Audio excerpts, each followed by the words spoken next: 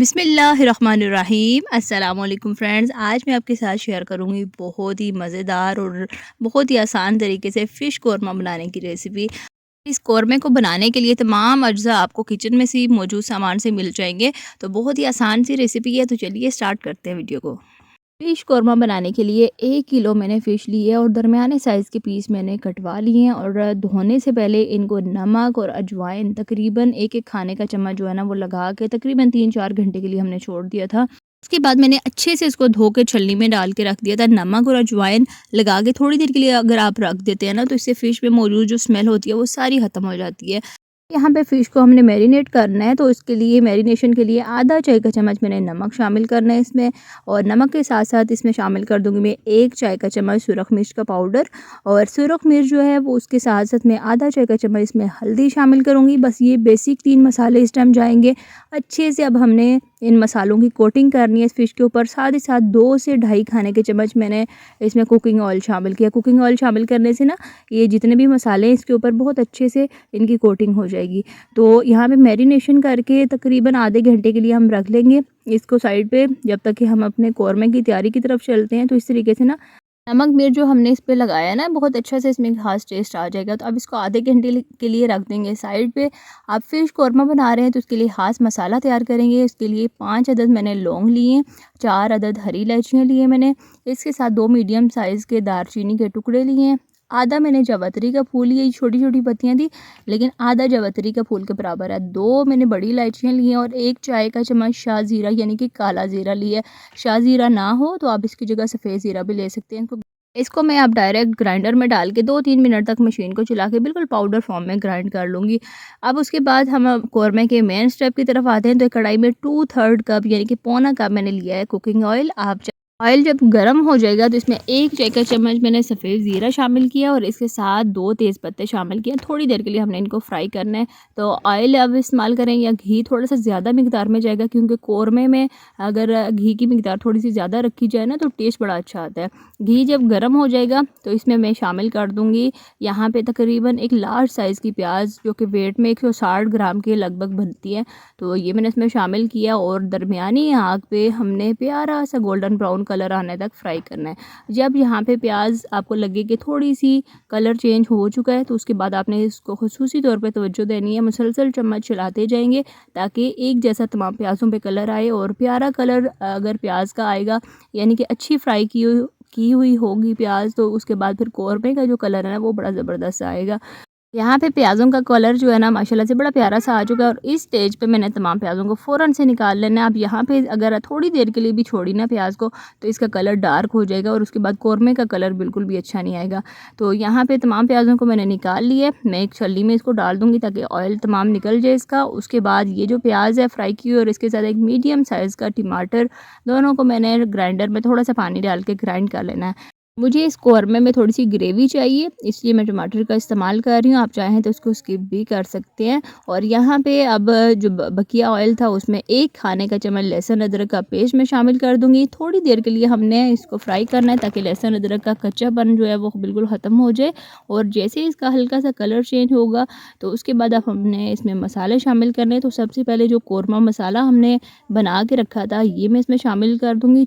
चूल्हे की आंच बिल्कुल हल्की कर दी है मैंने। साथ ही साथ आधा चाय का चम्मच नमक शामिल करेंगे। नमक हमने मैरिनेशन करते हुए भी शामिल किया था, इसलिए इस स्टेज पे मैं कम ही शामिल करूँगी। साथ ही साथ 1 चाय का चम्मच भर के मैंने सुरख मिर्च शामिल किया, 1/4 चाय का चम्मच हल्दी मैंने शामिल की है। इसके साथ साथ मैं इसमें शामिल करूँगी अच्छे कलर के लिए साथ थोड़ा सा पानी शामिल कर देंगे ताकि मसाले जले नहीं।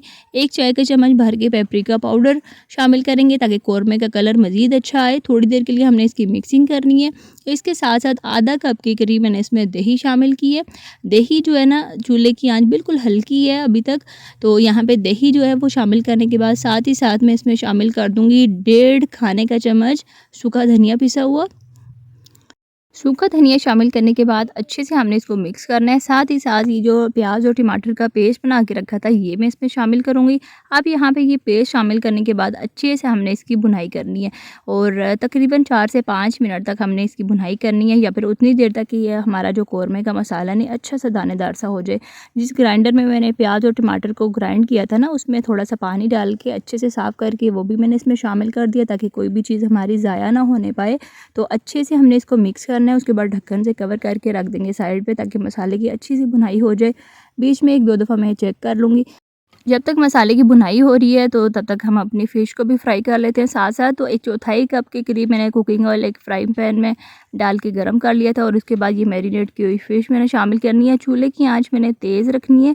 तेज़ आग पे तकरीबन 2 से ढाई मिनट तक इस फ़िश को हमने फ्राई करना है। तकरीबन 1 मिनट तक हमने एक साइड से फ्राई करना है तेज़ आग पे। उसके बाद इसकी साइड चेंज करेंगे, दूसरी साइड से भी इसी तरीके से फ्राई करेंगे। फ़िश को फ्राई करने से ना थोड़ी-सी हार्ड हो जाएगी, सख्त हो जाएगी फ़िश, और जब हम इसको कौरमे में शामिल करेंगे ना तो ये टूटने नहीं पाएगी। 1-1 मिनट तक हमने दोनों साइडों से इसको फ्राई करना है। उसके बाद इसकी साइड चेंज करते जाएंगे, अच्छा सा कलर आ जाए। उसके बाद हमने इस फ़िश को निकाल लेना है, और यहाँ पे माशाल्लाह से ये आप देख सकते हैं ज़बरदस्त सा कलर आ चुका है। तमाम फ़िश के पीसेस को हमने निकालना है, और उसके बाद चलते हैं हम अपने कौरमे के मसाले की तरफ। यहाँ पे माशाल्लाह से कौरमे का जो मसाला है ज़बरदस्त है, ये भुनाई इसकी हो चुकी है, बिल्कुल दानेदार इस तरीके से होना चाहिए। और उसके बाद फ्राई की हुई फ़िश मैंने इसमें शामिल कर देनी है। अब यहाँ पे तकरीबन 2 से 3 मिनट तक ना हमने इस कौरमे का जो मसाला है ना, इसी में इस फ़िश को रहने देना है थोड़ी देर के लिए, ताकि इसकी अच्छी सी भुनाई हो जाए। थोड़ा सा मैं तकरीबन 3 से 4 खाने के चम्मच पानी शामिल करूँगी। अब यहाँ पे चम्मच की मदद से हमने इसको हिलाना नहीं है, नहीं तो फिर फ़िश के जो पीसेज़ हैं ना ये टूट जाएंगे। 2 से 3 मिनट तक इस मसाले के साथ ही हमने इसकी भुनाई होने देनी है, और उसके बाद मैं अब इसमें शामिल करूँगी पानी। तो यहाँ पे मैंने तकरीबन सवा कप के करीब इसमें पानी शामिल किया है। यहाँ पे अगर आपको ग्रेवी कम चाहिए हो तो 1 कप काफ़ी है, लेकिन मैंने सवा कप के करीब पानी शामिल किया था इसमें। दोबारा से हिलाएँगे ताकि पानी जो है इस मसाले में अच्छे से मिक्सिंग इसकी हो जाए, और जैसे ही इसमें उबाल आएगा तो उसके बाद हमने अब इसको ढक्कन से कवर करके तकरीबन 5 से 7 मिनट तक दरमियानी आग पे पकने छोड़ देना है। तो 7 मिनट तक दरमियानी आग पे पकने के बाद यहाँ पे माशाल्लाह से जो हमारा फ़िश कौरमा है बहुत अच्छी खुशबू और ज़बरदस्त जायके के साथ तैयार हो चुका है। इसको अच्छे से मिक्सिंग करेंगे, और माशाल्लाह से ये देख सकते हैं इतनी मुझे ग्रेवी चाहिए। अगर आपको ग्रेवी इसकी कम चाहिए हो तो आप इसको मज़ीद थोड़ी देर के लिए पका के तो इसका जो लिक्विड है इसको खुश कर सकते हैं। एंड पे मैंने चूल्हे को बंद कर दिया और केवड़ा एसेंस के चंद कतरे इसमें शामिल कर दिए, ताकि देगी कौरमे का टेस्ट इसमें आए। तो बहुत ही माशाल्लाह से मज़ेदार था ये हमारा कौरमा जो है ये बन के तैयार हुआ है। तो इसको आप रोटी, पराठा, नान किसी भी चीज़ के साथ खा सकते हैं।